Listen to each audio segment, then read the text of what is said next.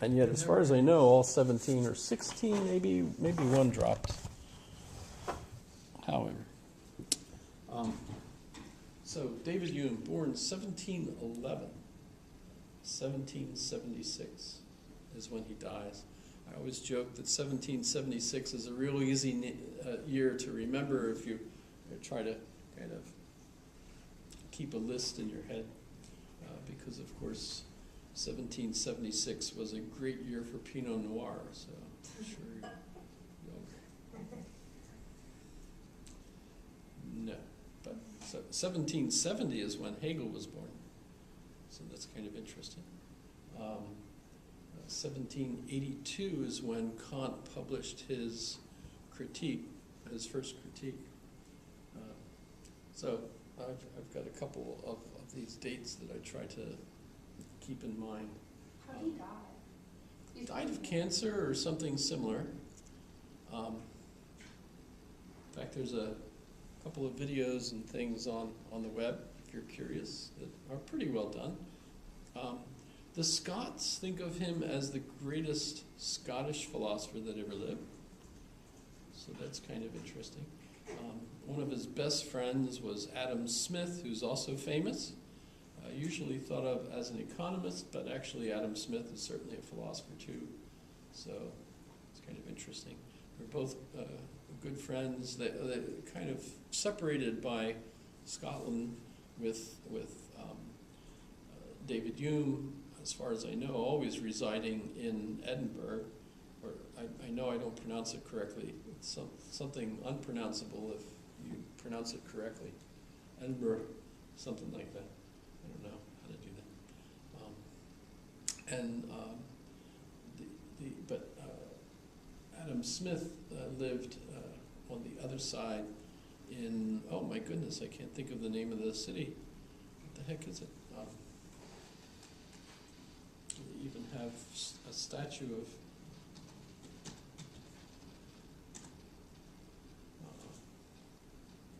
I'll just do that. Wikipedia. Begins with a G. What's the other? Glasgow. Okay.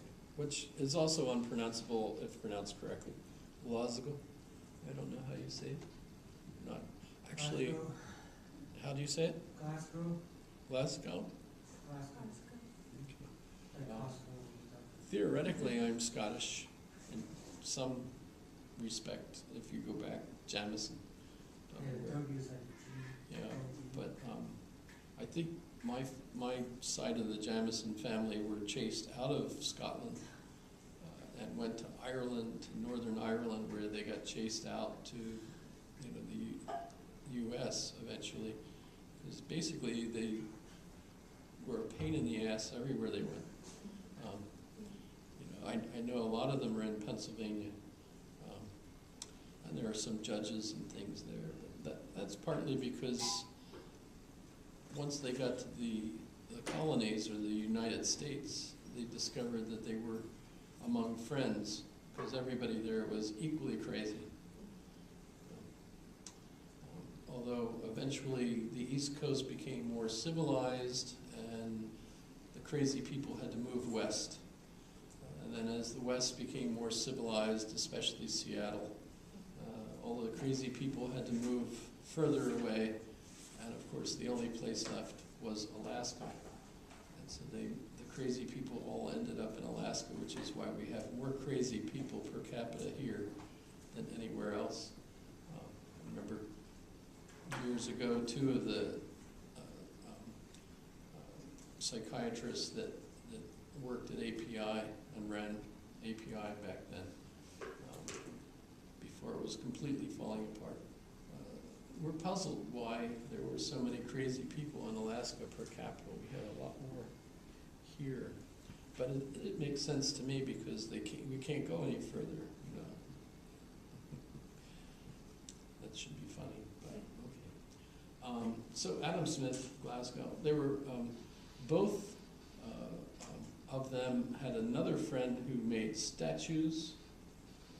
And so when we look at the statues of Adam Smith, I don't know if this page, sometimes they'll have, there's David Hume, friend, Oxford. But I don't see a statue.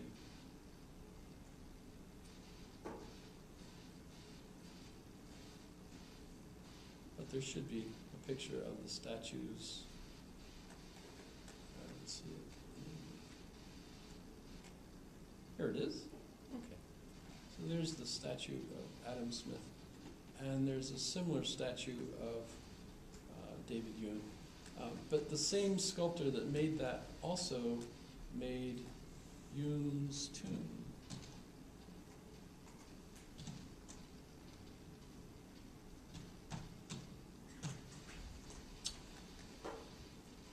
Which Burns is the name of the sculptor, architect. So there's the tomb for David Hume. It's kind of interesting too if you wander around the cemetery. You can see it's almost like downhill from everything, and uphill is the castle in Edinburgh. So that's kind of neat. Although I believe to get there, there's no entrance down at the bottom. You have to go uphill, park, and then walk up the path. And then once you're in the cemetery, then you have to walk all the way down the path. So it's more exercise than my wife would like to do. So if we're ever there, we're not going to walk to visit the tomb, at least not together. I think I might try the trek myself because I'd love to see it. There's also a statue of Lincoln, President Lincoln, just on the other side of it. And you might wonder, why is a statue of Abraham Lincoln in a Scottish graveyard? And it's not because Lincoln's buried there, of course, but Lincoln was Scottish, and an awful lot of his family was Scottish in background. Like my whole life's been a lie. Why? Because I didn't know Lincoln. Can you imagine if you just found out that Lincoln was Scottish and all the movie reenactments? Well, there's some interesting stuff about that. Because of the Scottish background, the Scots spoke Saxon.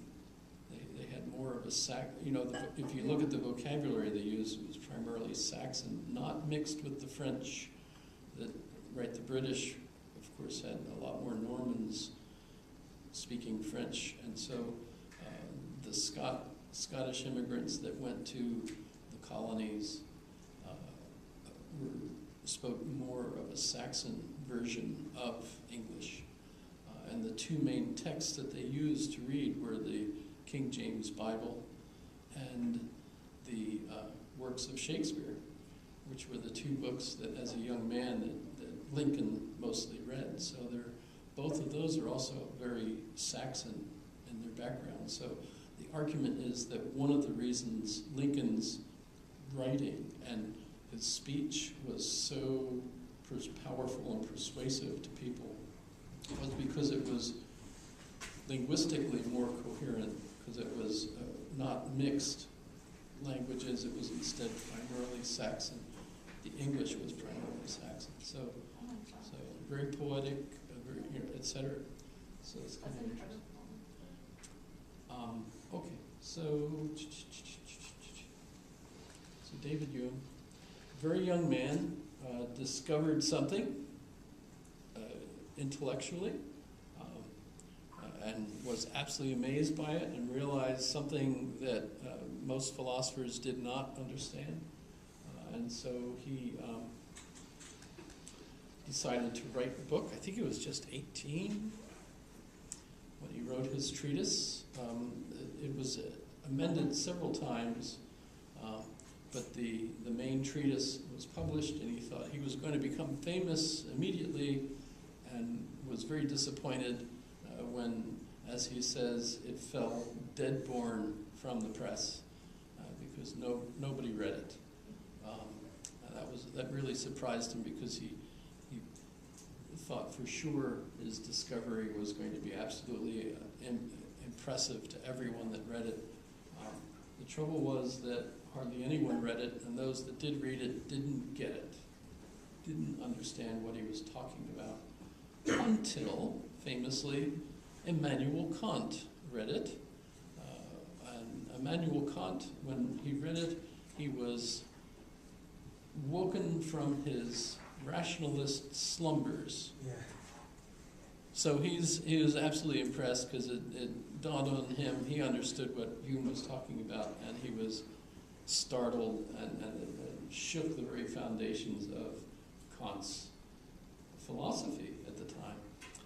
So his critiques were written after being woken by David Hume's writings, and are considered to be an answer to David Hume. So what we end up with here is, on the one hand, David Hume is the end of this British empiricist puzzle, because he takes the British empiricist point of view that all of our knowledge comes from experience, from our sensory experience. Remember, John Locke argues that our minds are blank slates on which experience writes. So there's nothing already there.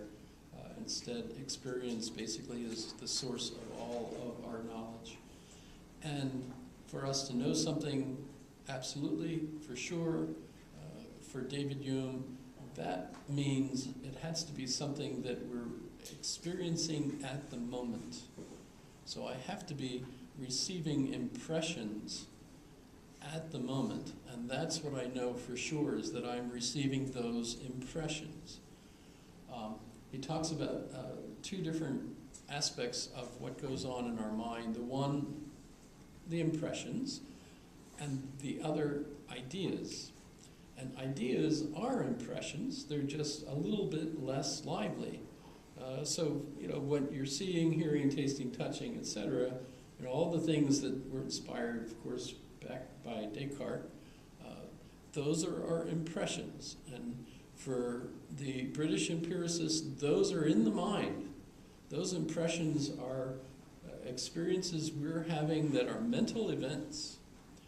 And of course, that's certainly true when we're experiencing something, sensory inputs of any sort. We're having mental excitations of some sort that are what our mind is aware of. We might today, of course, argue that there's plenty other evidence that they're also outside of the mind. It's not just excitations in the mind. But for the British empiricists, that was the puzzle, was that all of these things are in the mind. How do we get outside of the mind in order to realize that they're accurate, that there's something out there that is anyway like what we're experiencing? I think I mentioned with Berkeley, for example, that when I'm looking at the wall and I see the color of the wall, strictly speaking, for the British empiricist, the wall has no color. An orange has no taste. A dog makes no sound in itself, although the dog might disagree. But the problem is that all of those things have color, have taste to us. So it's the world as it seems to us. But for David Hume, all of that appearance, all of those impressions are mental events. And the only ones we absolutely know we're having, or that we have that we can trust, are the ones that we're having at the moment. So ideas, which also include, besides the ideas of what love is, what poverty is, what Governor Dunleavy's policy is with regard to the budget, all of that stuff are mental ideas, but except for the origination of them, reading the paper, are not impressions. Or if you will, they're impressions of mental events, right? That I'm thinking to myself, and that I'm remembering reading the article about the budget this morning, etc., right? Memories of my mother, for example. I can go and find impressions of my mother, even though my mother's been dead now for several years. I'll bore you with some examples. Let's see, I have the right place here.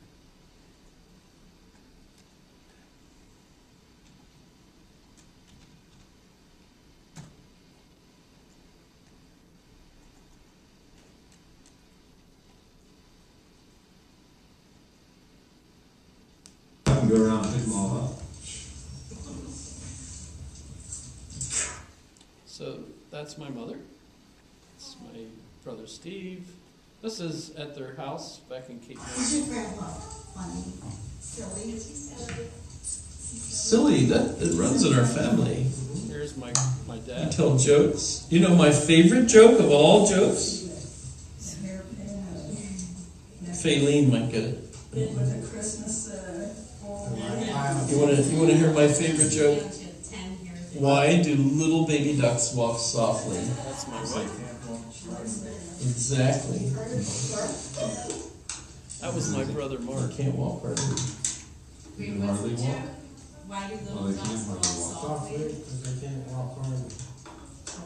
That was my brother Steve. So That's his Oh, I get it. hardly. So that, by the way, her two daughters have been models in child magazines for clothing and stuff. That's just cool. So I don't know how that fits. Actually, that's one of those puzzles where we now have the capability of videoing all sorts of things, and then we have that video that we can resort to whenever we feel like it, practically, especially if you have the internet and you posted it on the internet. You know, I have all this stuff that I can review, which is puzzling to me, because it's not the original impression, obviously, because that's different. That's much more lively, I think, as David Hume would point out. But at the same time, viewing the video that I made is much more lively than just remembering my mom in my head. So this has become more complex. I also have a really interesting puzzle.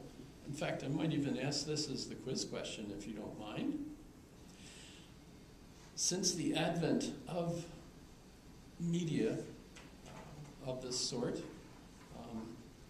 where we have video copies of things, you could see a movie more than once. It happened when I was a kid. We saw cartoons more than once. So, for example, when I hear the Ride of the Valkyries music, my immediate thought is, kill the wabbit, kill the wabbit. You know, that's, thanks to Elmer Fudd always hunting after Bugs Bunny,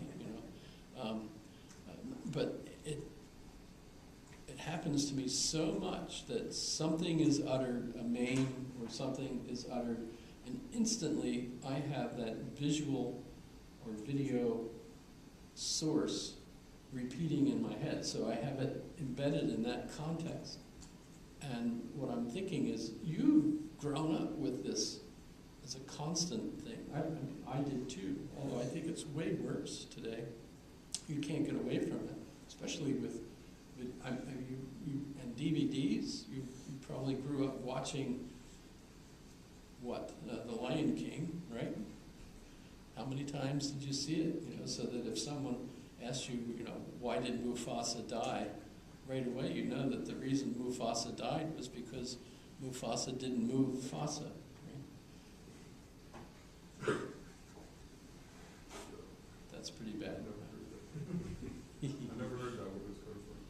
I think I made it up, but I don't know what that does to your brain, that you've housed all of these stimuli so that when things are mentioned, it triggers those memories in a way that can be incredibly distracting. Squirrel, right?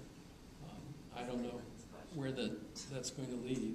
If we're eventually going to have AD, what are those called? ADHD problems, where you're just totally unable to concentrate on one thing. By the way, but none of this is what I was supposed to talk about, but that, I No, think it's I've mentioned. interesting though, because I always find it funny that people, like, the solution to that too is to go back to like inundating yourself with media, like whenever you feel like you can't focus, instead of trying to like get away from it, like to go back to They it. want to make it worse. Yeah. I mean, normally they suggest going out of cell phone range somewhere, you know, so that you're out in nature. And that way you're, but so the quiz question I have is, do you find that to be a problem, that you've got so many visual stimuli trapped in your head from all of the videos and repeated commercials, over and over again? I've got this one commercial, I think it's,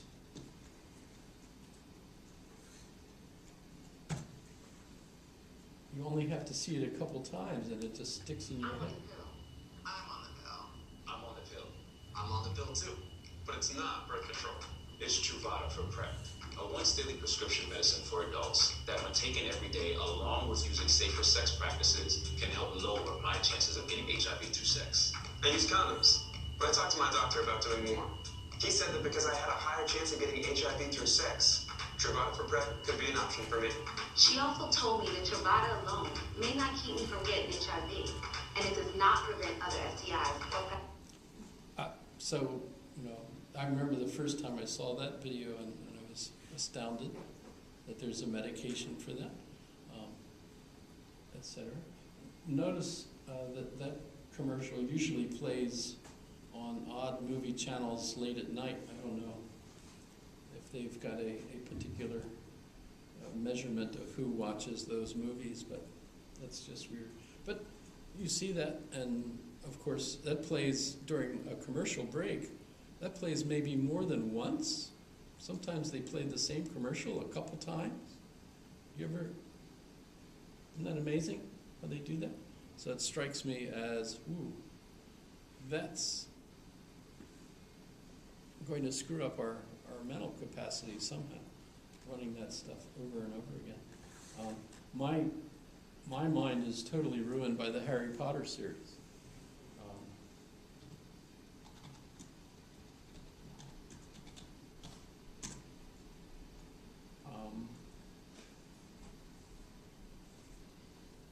Especially this scene, I don't know did you ever If you want to know why people sacrifice everything for love, you have to start by asking. Could listening to Audible help you find the secret to a stronger relationship? Sometimes it doesn't take anything at all for us to start. Just say, Alexa, give me my free Audible book, and your first pick is on us.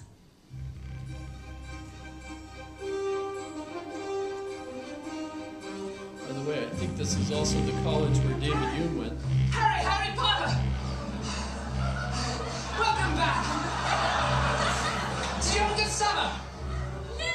Voldemort's returned and he's trying to kill me! Again! I heard. We need Hermione. Is she here yet? I got here hours ago. I've been in the library researching cloaking spells. Hermione,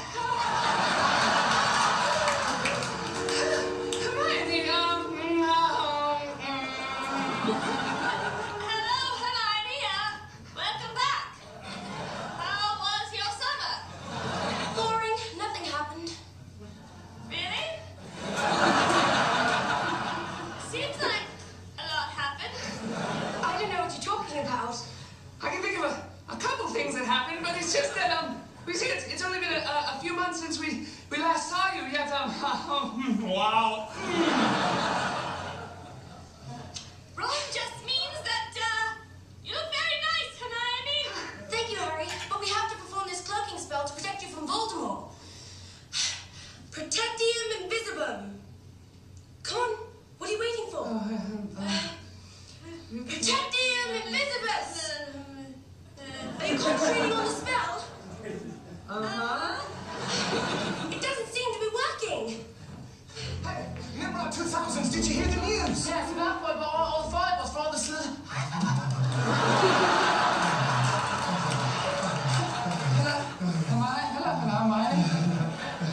Hello, Fred. George, how are you? Hello, Hermione. How are you? on, let's hang out for a minute. Incendio! Calcio. Stereo. It's so bad when I'm sitting in the living room, I go, Calcio. That's so interesting question. What kind of impressions do we, we're over deluged in impressions that are the same, and they leave us with ideas that are so embedded. It's kind of amazing. It's obviously there used to be an attempt to memorize things, but wow, that's really been changed by the way that the media repeats itself.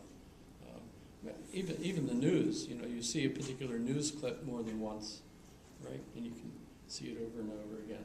Even horror movies and things of that sort. Pretty amazing.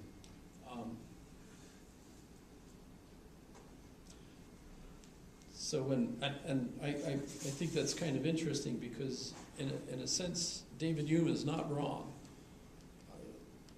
I don't think we can look at what his philosophy is at this point and say that he's wrong about the way he describes these things.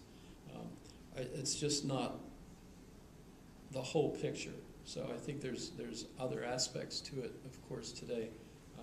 But when you get right down to it, if we say that our ideas are based on our impressions, that seems correct. That the initial loading or uploading into our heads of ideas certainly begins with a set of impressions that physically happen either through our eyes or ears or whatever.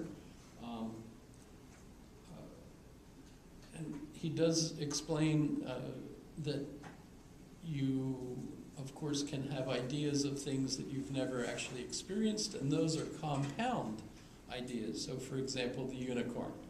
I've seen horses, I've seen single-horned animals. I can put the two of them together and get a unicorn idea, which, of course, today I've actually seen unicorns in film and stuff because of the way that the filmography works. They can create the impression of a unicorn, even though we know that the animal, the unicorn, doesn't actually exist. But even in our ideas, his argument is these complex ideas come from the little segments of those ideas. So I might have the color of white, I might have the color of a horse, I might have the color of a pony or a single horn. I can put those all together and have a compound image in my mind that doesn't actually start as a full impression on its own.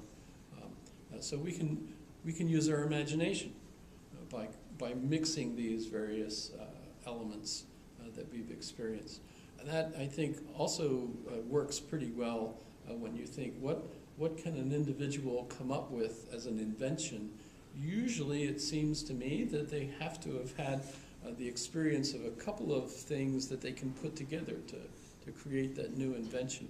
I don't think people invent stuff totally new with no previous exposure to the parts of that combined idea. Could be totally wrong. But so in his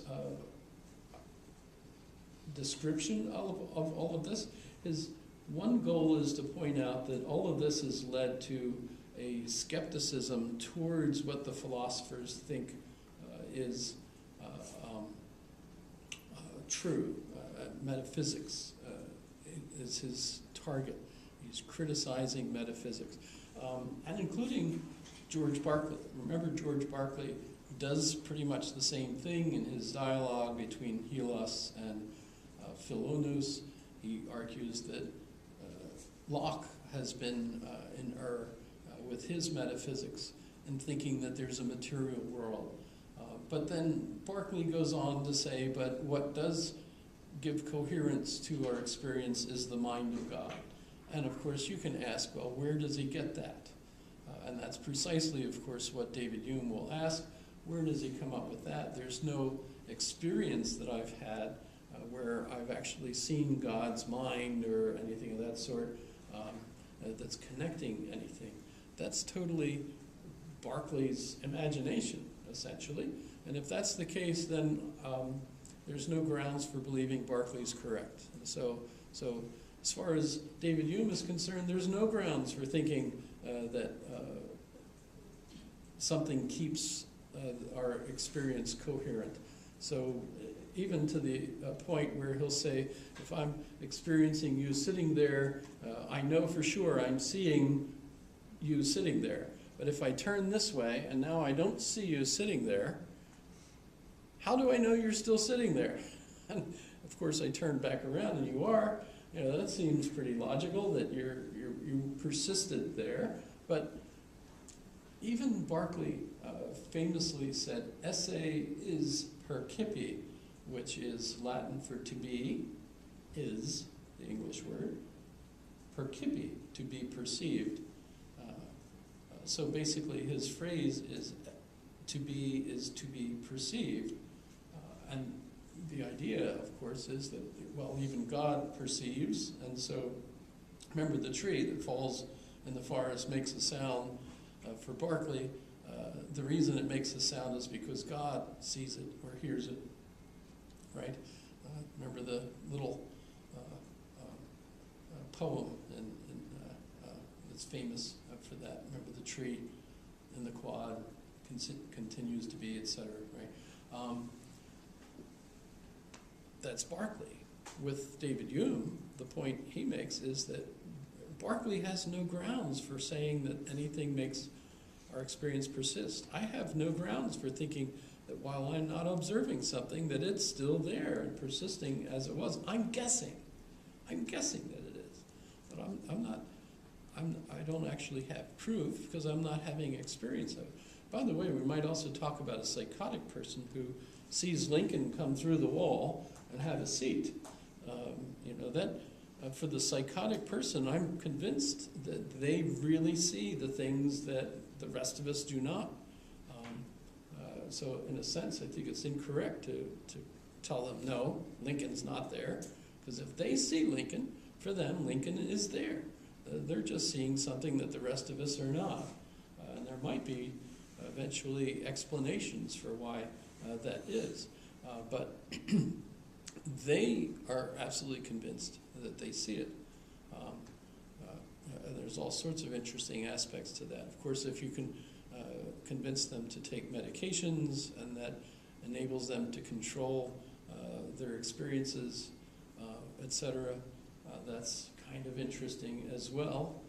Clearly, that's not something that David Hume had experience with, although I suspect they had some intoxicants, like alcohol especially, that he would be aware of that would change your perceptions of things. Although I think he was a moderate drinker as far as I know. He seemed to be a very sane kind of person. But so, following Locke, we get the concept of perceptions. And for Hume, those are broken into lively impressions and less lively ideas, as I mentioned. But all ideas are derived from the impressions. And by the way, the idea of God that Berkeley uses is merely an extrapolation of those ideas. And so we have no proof that God exists. And by the way, in his dialogue of on natural religion, he does critique some of the famous arguments for the existence of God, the cosmological arguments that Aristotle uses and Aquinas uses, where he argues there are causes. Those causes are caused by something previous to that, and then causes previous to that, etc. But there can't be an infinity of causes. There must be a first cause, and that we call God. So God is the first cause, or prime mover, as Aristotle called it. Hume simply asks, how do you know? How do you know right this moment isn't the first event ever? How do you know there are prior events? Well, I remember them. Well, he says, how do you know that your memories are right? Because those are less lively impressions. So how do you know that you're not just having those impressions right now, and that there is no time sequence? Well, there must be cause and effect. Notice Descartes used the concept of cause and effect when he argued for his version of the ontological argument. I have an idea of a perfect God. I could only have an idea of a perfect God if a perfect God put the idea there. So therefore, the perfect God must exist. David Hume has a wonderful little expose of the whole nature of causality, where he does the billiard ball experiment.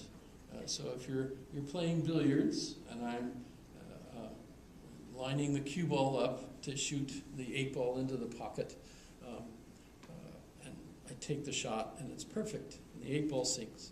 I can repeat that whole process by putting everything back on the table exactly where it was, and take the shot again exactly the way I did the first time.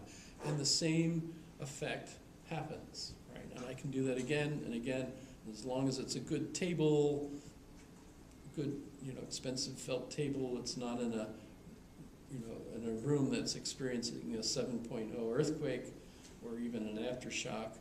The exact same thing will happen, right?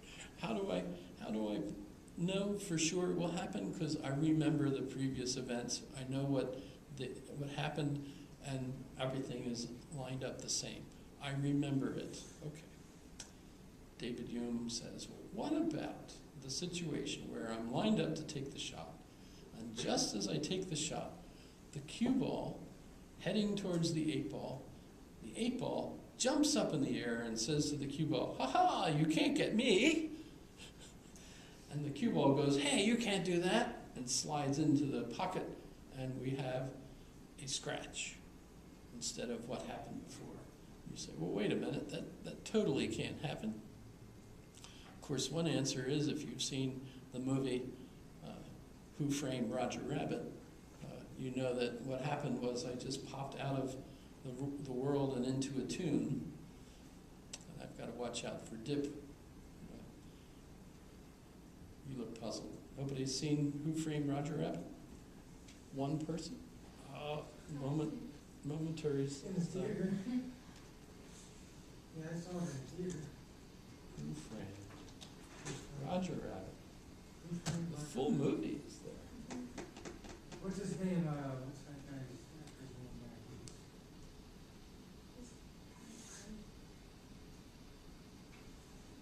name? So this is the trailer. Wasn't it making fun of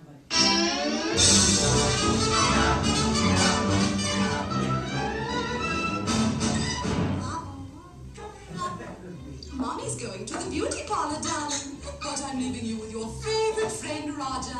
He's going to take very, very good care of you. Because if he doesn't, he's going back to the science lab.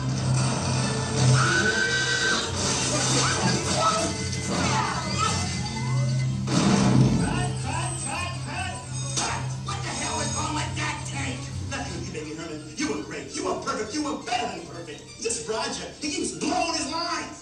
Roger, what's this? A tweeting bird, tweeting bird. Roger, read what it says. It says rabbit gets clumped and rabbit sees stars. Not birds, stars. Can we lose the playback, please? You're killing me, killing me. I'm crying out loud, Roger. How many times do we have to do this damn scene? Go! I'll be in my trailer. Taking a nap. Excuse me. I can give you a star. Just go. Sorry. Remember all the visual stimuli that is accumulated and makes me mentally ill? There's one of them. And I have to show you this one. This is Jessica Rabbit.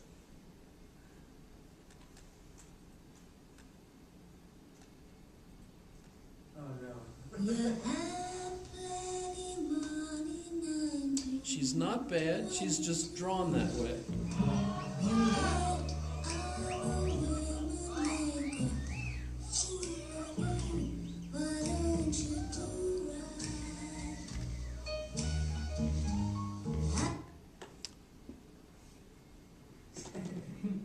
Sorry, Shannon. Is that even legal? Because is she a rabbit? Is that her name? Her name is Jessica Rabbit. She isn't actually a rabbit. No, she's married to A rabbit. Roger Rabbit. Who is a rabbit? His last name is Rabbit. Yeah. Oh my They're god. married, but She's it's still hilarious. It's still messed up because she's a cartoon. That guy should not be looking at her like that. To be fair, I was also looking at her like that. She's not bad. She's just drawn that way. That's a line from the movie. Yeah. However, so I think part of my reaction to David Hume's argument is totally screwed up because of modern media and what's happened to my brain since I was a kid. But we end up with customs and habits of the mind, but we also make mistakes in our memory. So I might remember, the way the shot on the billiard table has gone before, but have I ever made a mistake in remembering something? Absolutely. And as I get older, I've got even more mistakes. And so I can't trust my memory. If I end up arguing with someone over something that happened at a particular time, and they say this happened, and I say X happened, I cannot for sure know that they're wrong and I'm right, because I've been wrong. So I can't trust my memory. And if that's the case, the grounds for me thinking that cause and effect is necessarily connected is based on my memory. But my memory is not a valid source for proof, so I can't trust it. And so I don't have proof that cause and effect is necessarily connected. Yes? What if you just set up the same experiment multiple times at the exact same time and did them all at the same time? Wouldn't that kind of prove cause? That's interesting. That's interesting. I don't recall him ever thinking about that as a question. And by the way, Hume is not actually seriously trying to doubt cause and effect. What his critique, his aim is, those philosophers who thought that beyond any shadow of a doubt, they've demonstrated that their metaphysical interpretation of reality was correct. Since their metaphysics are based on the concept of cause and effect, and that's based on their memory, he feels that he has demonstrated that you can't trust them. And Hume actually succeeds in this, not right away, as he pointed out, his own book fell dead born from the press, as he remembered it. But apparently it didn't have much of an impact on society, although Scottish society does have a retort to it. Thomas Reid was a Scottish philosopher who's the one that starts what the Scottish called the common sense school, which trusted their experience. So they're clearly developing that in response to David Hume's philosophy. But it's really Kant that creates the worldwide, or well, at least academically, recognized import of David Hume. And since then, the impact has been that scientists must officially argue that their experiments give them grounds for saying their hypothesis is correct. But if you notice, good scientists never say that they've proved anything. And the reason for that is proof, the old kind of proof, mathematical proof, logical proof, you still have that, but that's not going to be useful in inductive science. But inductive science is based on our remembering previous events and so on. And David Hume ruined that. So scientists do not say that they've proved something like global warming or evolution or any of that sort of thing. Gets them in trouble in Kansas, where Kansas the school board wanted only things that you knew for sure to be taught in their schools. And since so much of science, if not all of science, is basically hypotheses, which are a guess. And another word for hypothesis is a guess. It's your best guess, but it's a guess. And the parents didn't want their kids being taught by scientists, this is what we guess is right. They wanted only what scientists were absolutely sure of, but modern science doesn't claim to be certain about anything because of David Hume. So it's kind of significant, you know, when you think of it this way. You might think, well, that ruined the certainty of the science community. Well, actually, that was a good thing, because up till this point, scientists thought that, even Aristotle thought, you just see something 5 times and you know for sure that's the way it is. Today, because of David Hume, scientists come up with a hypothesis, and what they're thinking is now someone else should come up with a better hypothesis. So it's almost the expectation that at each step of the way, science is going to be demonstrated as wrong, or at least incomplete. They even have the expression, funeral by funeral, science progresses onward. You know, so each theory is going to be destroyed by the new theory that comes along and demonstrates where it was in error, right? And it certainly seems that way. It's amazing. But we're not upset by that. We're thrilled because we keep hoping for cures that, you know, instead of thinking cancer will never be cured. Most people that I know think, boy, I hope cancer is cured in my lifetime. So it's not like they're doubting that there will be a cure for all these different kinds of cancer. Their hope is that it will be in their lifetime, so that they're the one of the ones that are going to have to keep getting paid by the government, so that you guys will never have any money for anything. Sorry about that. That was totally tasteless. Throw that in there. So he criticizes cause and effect, and I have that as one here. But think of this one. Here's another problem. Contiguity in time or place. Things are in the same place or in the same time. They're contiguous. Remember we often get in trouble when a mail order firm won't send us something because we're in Alaska, and they say, well, you're not on the continent, and that's dumb because we are continental, of course, but we aren't contiguous because we've got Canada in the way. So that's actually a different thing. So contiguity in time or place. David Hume and Adam Smith are friends, you know, so they were contiguous in time, in their historical time period, for example. And to some extent, they were also contiguous in place. They, on many occasions, were at the same dinner party and things. They were friends. Right? How do we know that things are contiguous, that they're in the same time? Well, number one, of course, you imagine that the same problem of memory is going to be involved. If I'm thinking that, oh, weren't we in this same room on Thursday? According to my memory, yes, we were. Now the problem is that proof that we were here? Well, I'm not really going to put that to question. And remember, David Hume is primarily critiquing the certitude of the philosophers and their metaphysics. He's really a very practical man, and he's not really suggesting that you put into doubt things that you know, practically speaking.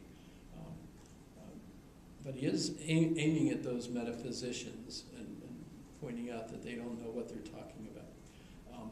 But if we think about how that works and compare it to resemblance,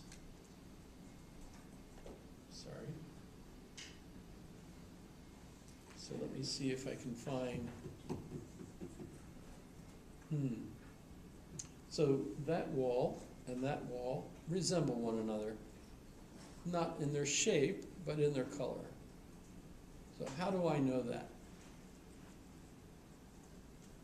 In my mind, I can relate those two colors and say that they're the same color.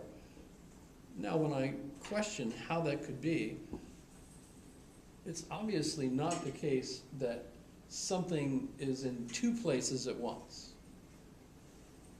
because they're totally different walls. The way we think, we put those, all those characteristics are in two different places. So it's not that there's something in those two places that are exactly the same.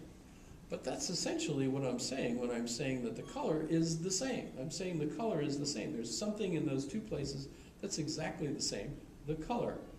Oh, well, but it can't be that there's the one thing in two different places at once, so how do I explain it? So then I might talk about, well, the paint in the two places is the same paint that was used on both walls. Oh, well, did I escape the dilemma? No, because what makes the paint that was on that wall the same as that paint? Well, it must be something in the paint that's exactly the same in two places at once. Do you see the dilemma here? You could keep retreating. You could go, I've tried puzzling this out. What about, well, it's particles hitting the eye in a certain pattern. Okay, well, so the pattern's exactly the same.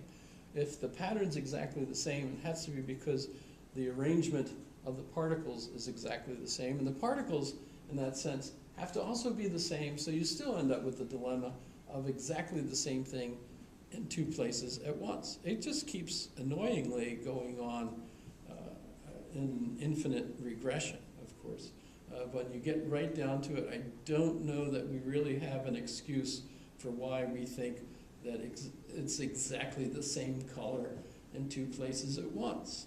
And you could do that with any color, the same, even two sleeves, right? This, very annoying. Do we actually have a way of explaining how these pixels or whatever are the same right? Yeah. So association of ideas. I'm going backwards here. And actually, the association of ideas is kind of the topic that all these others have been in. Because what's going on in my mind as I'm trying to understand this is that we have these association of ideas. And these ideas have certain characteristics in the way they can be associated. And of course, that's going to be used by Kant, was used by Aristotle. So what we'll see when we talk about Kant is the categories that Aristotle gave us, although Kant revises them somewhat. But these are associations of ideas. Shannon? So for resemblance, can the amount of things count? So maybe not colors, but if you have 6 of something and 6 of something else. That would seem more abstract, because I usually don't think of there being 6 apples and 6 oranges. Why are they the same number? That wouldn't seem to be because there's something that makes them both 6. They obviously are both 6. Yeah. 6 apples, 6 oranges. But we don't usually think of the quality of being 6 as meaning that there's some physical characteristic. Yeah, that makes more sense. Maybe that would work if we were trying to get out of the nature of color, right?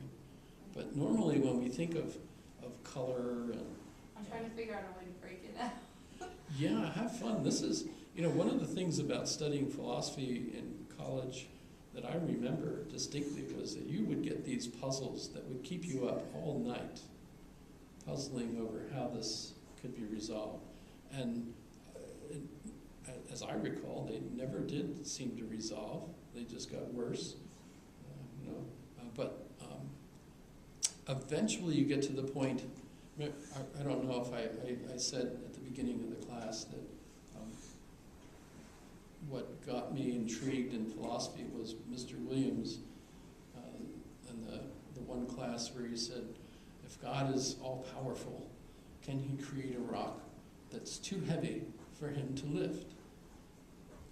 And I was raised Roman Catholic, so when I heard that, I thought, well, of course, God is all-powerful. He can do whatever he wants, so he can clearly create a rock that's too heavy for him to lift. And then the sweat started to bead on my forehead, because, wait a minute, God can do anything. There's no way a rock could be too heavy for him to lift it. And then I thought, well, but wait a minute. That was the problem, right? Can he create a rock? And I was like, no! And, you know, the head explodes, and you become a philosophy major. Well, actually, I was a philosophy major already by then, but with no intention of remaining a philosophy major. It was just a trick to keep myself from going to Vietnam for another semester. But it became permanent, right? And the issue was I needed to solve that problem. It just was one of those annoying problems that just had to be. I couldn't give it up, and it took me 8 years to get to the point where I could solve that problem in my mind. And then at that point I leave it, right? And people usually will say, "But well, so what is the solution?" As if you could know it with, you know, just me responding like that. No, it takes 8 years.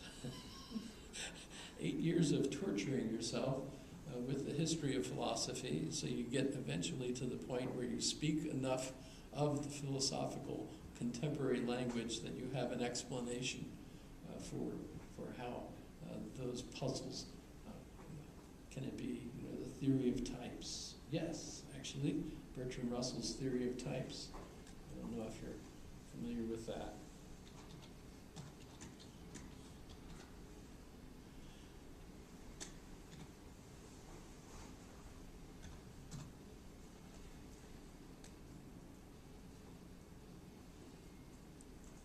I don't know if this is... Yeah, so Bertrand Russell, theories of type. So for example, in the liar's paradox, which is not Russell's, that's an old Greek paradox, right? You have the one Greek saying to others, it's actually, I forget which particular polis it was, Thebes or something, said, all Thebans lie. I don't think it's Thebes, it was a different one. But all Thebans lie. And he, of course, is a Theban. So the question you have then is, do you believe him? You know, because he's saying that all Thebans lie, but he's a Theban, so he must be lying, so we can't trust him. Of course, if you don't trust him just because of what he says, you are trusting. So you're in a paradox, right? Well, the answer from the theory of types is that you have a statement of type A, that is within the set of a collection of statements, right? Thebans lie, right? But then you have type B, which are statements that refer to statements of type A. And they cannot be self-inclusive in set A. So the statement that he's a liar doesn't lead to the paradox, because that's a separate issue. Is he a liar or not? And just because this type A statement is that all Thebans lie, doesn't necessarily mean that he's one. And by the way, that would certainly be false. You would never say that the entire community are all liars, etc. But he might be a liar. So it's false that all Thebans are liars, but he's not. Is this something like from a logic class, or where did you learn about this? Where does that come from? Yeah. Well, Bertrand Russell, when you study him, he does an awful lot of logic. In fact, that was pretty much what he really did. His main work was with Alfred North Whitehead. He wrote the Principia Mathematica, which is a proof in 3 volumes, which we have in our library, by the way. But if you check it out, please be careful with it, because the collection was worth many years ago, at least $800 for the 3 of them. So if you do check it out, please be careful with it. We have a lot of valuable books in our consortium library. Please be careful with them. Protect them from snow and stuff. It's kind of interesting, I suppose. But yes, we can consider that history of philosophy, history of logic, or logic, either way. But so the theory of types can be used. There are problems with it, but basically it seems to work, and it unclogs the mind with regard to various types of paradoxes, which are also associated with recursion, which recursion, thanks to, if you look it up, notice on Google, it says, do you mean recursion? So that's kind of funny, because every time you click on recursion, asking what recursion is, it says, do you mean recursion? Until eventually you get the idea that Google is playing with your mind. It's a recursive definition. Notice they use the word recursive in the definition, which you never do, because that makes the definition recursive. That's but that's why I just, for example, said that's what's known as recursion. I just now said that I just said that's what's known as recursion. I just now said that I just now said that's what's known as recursion. Yeah, so it's part of what makes us need drugs, I think. Or not. Maybe that alone is one of the main reasons we don't. As far as I know, Noam Chomsky is the one that first came up with the concept of recursion and considers it a absolutely fundamental characteristic of human language, which, by the way, has been critiqued by people like Everett and his book, Don't Sleep, There Are Snakes. And the reason for that is Everett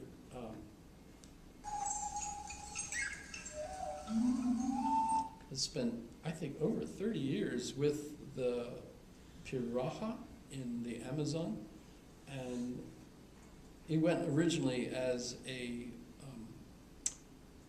missionary, a Christian missionary, but he's also a linguist, and so he was studying their language, and he's convinced that they don't have in their language recursion. And so Noam Chomsky's idea that all human languages have recursion seems to be countered by a particular example of human. They're obviously human beings, but they don't use recursion. They also can't count over 3. They also won't talk to you about Jesus Christ because, have you seen him? No? Well, then I don't want to talk about it. They're very concrete in their concepts, and so quite interesting. And the reason the book is titled Don't Sleep, There Are Snakes is because where they live in the jungle, there are snakes. And so if you're asleep, you basically can't really fall asleep. You'll have to kind of keep one eye open to watch out for snakes. I don't know if you can sleep that way.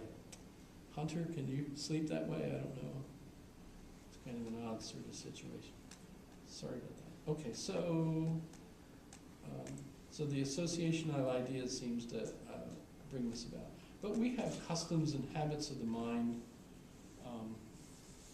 says David Hume, that lead us, kind of like Francis Bacon says, idols of the mind, idols of the cave, idols of the marketplace, idols of the theater, that mislead us because, well, everyone thinks this, so it must be the case. Well, is that the way science actually would treat it? By doing science and experimenting with it, we end up getting better answers than we used to have.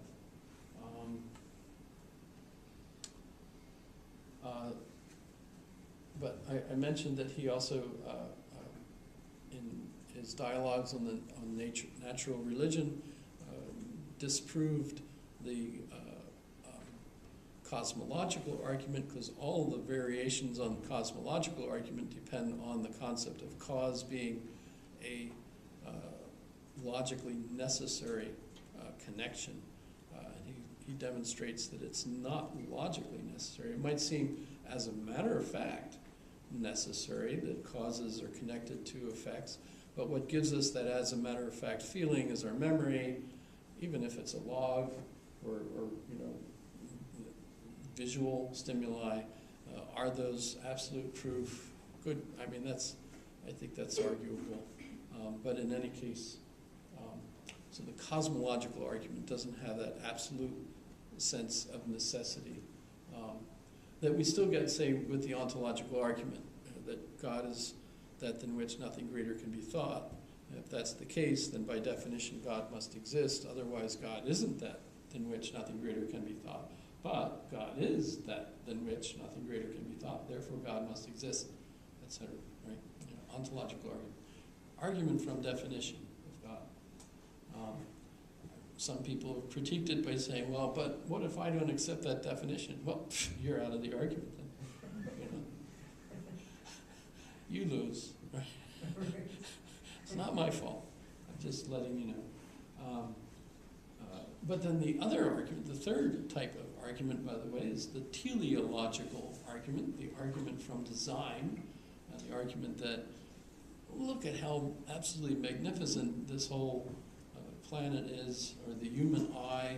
That was one of the particular bishops in Darwin's day pointed out that the eye is so, you can't have like half an eye, and it still be evolving towards a functioning eye. Actually, that's critiqued today because we do have multiple instances of eyes evolving of various sorts, some very similar. The most famous, I guess, is the octopus eye, which some point out is even more efficient than the human eye, etc. So the argument there is that there had to be a designer, an intelligence that created everything by design.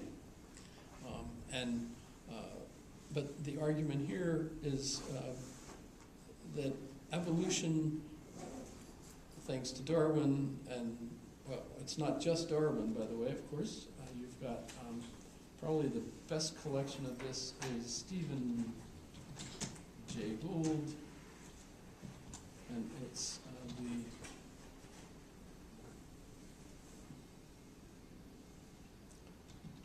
nature of evolution theory. I don't even spell it right. Structure of evolutionary theory. It's kind of like a huge tome, but a great history of the various kinds of evolutionary theory and the way they fought with one another as they developed. So when you're reading that, you realize that it's not evolution is the novel thing. It's the specific approaches to evolution, Lamarckian evolution, Darwinian evolution. By the way, Lamarckian evolution is back in vogue. So that's kind of intriguing, especially with respect to the design question, because Lamarckian evolution argues that parents can pick up traits that then they can pass on to their progeny, even in one generation. And that seems to be more and more verifiable in experiments. So, and plus there's the other aspect of all of this, the epigenome. Your genes are basically like switches, and the environment switches on and off various switches in your gene, so that you're kind of like a set of possibilities, and the environment literally chooses by what's needed, which possibilities are triggered on or off, right? So that it's much more complex than the kinds of things that Darwin was talking about. Shannon? So if it's like the epigenome and you're studying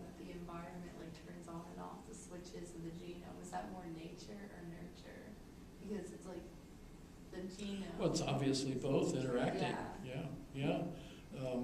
But the thing about Lamarck thought, it gets really complex when you get into politics, because the Soviets were Lamarckian and basically thought we can make wheat grow in the winter, and as a result they ended up starving, all their people famously. Or Khrushchev, we will grow corn, and the farmers, but corn doesn't grow here, and so we will grow corn, and it just did not happen. So there's all kinds of political stuff that made the Western scientists anti-Lamarckian, but today Lamarck has come back pretty strongly because of a lot of different things. But so the idea that there's lots of different kinds of evolutionary theory, it's not just evolution or not. It's like you've got 100 different varieties of evolutionary theory, and all of it just means change, etc. But when we get right down to it, has evolution figured out a way to create order despite the fact that there's no intelligence behind it? And I think the contemporary answer today is that nature seems to have plenty of intelligence. So it is. I mean, you can have finches. Darwin did the finches, but there were birds in the Amazon that literally will grow the right beaks for the right food source that's available that year. So how do they know it? How do they select their particular kind of beak for the kind of fruit that they can eat that year? And it's not like you've got a whole bunch of other birds that are not adapted and die. No, it's all the new ones grow with the beaks appropriate for the particular fruit that's available. How does that happen? So it's much more complex than that. But Hume's critique of the teleological argument is to simply say, how do you know? God must have created it. How do you know? My favorite is like, if you're walking through a path in the woods on a hike, a walk in the woods, if you're familiar with the book, and you see a toaster lying there in the woods, you think, gee, that toaster didn't just spontaneously generate in the woods.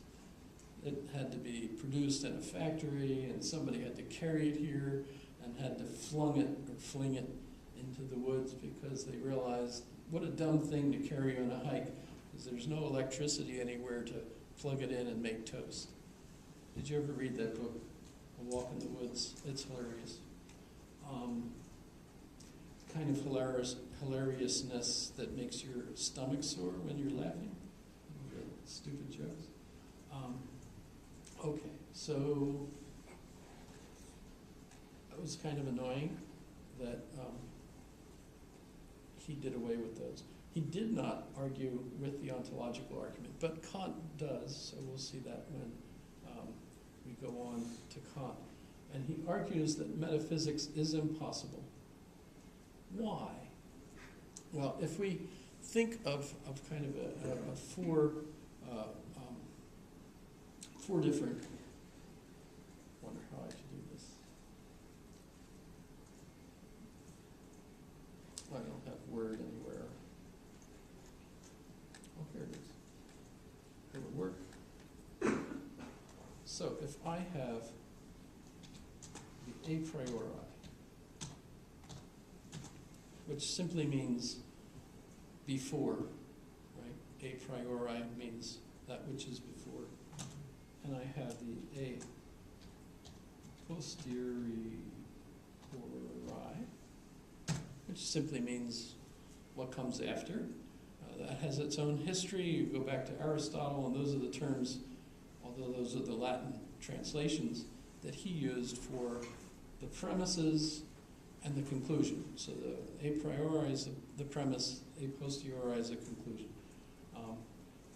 During the Middle Ages, it got a little bit more complex, and a priori basically became those things that you already know prior to an experience, and the a posteriori means that what you experience or know because of the experience.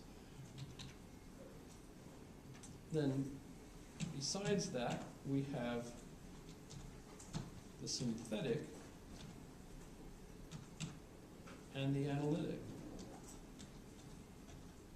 Did I give you the quiz question yet? I did, right? Yeah. So if you need, but so under the synthetic, let's leave that blank for the moment.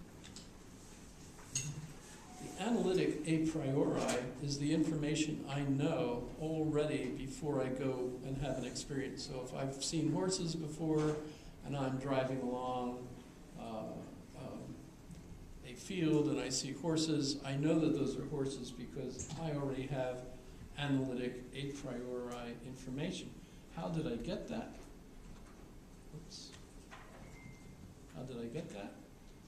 I got that by having a synthetic experience that now I know that that's what a horse looks like. And in fact, that's how I get to the point where now when I have an experience, I already have that information. But what about synthetic a priori information?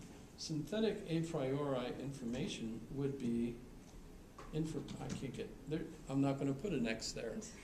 Because for Hume says that no, I can't possibly have a synthetic, because what is a synthetic? So analytic is like all horses are animals, no horses are animals. Synthetic, that horse is an animal. Well, but I can't have that prior to my actually having the experience. So I can't have synthetic new information prior to having the information. But once I have it, well, now it's a posteriori. So David Hume then argues that all metaphysics is based on a priori synthetic information, which is logically impossible to get. And so therefore, metaphysics is impossible. Is that fun? So we'll see if if Immanuel Kant can answer Hume.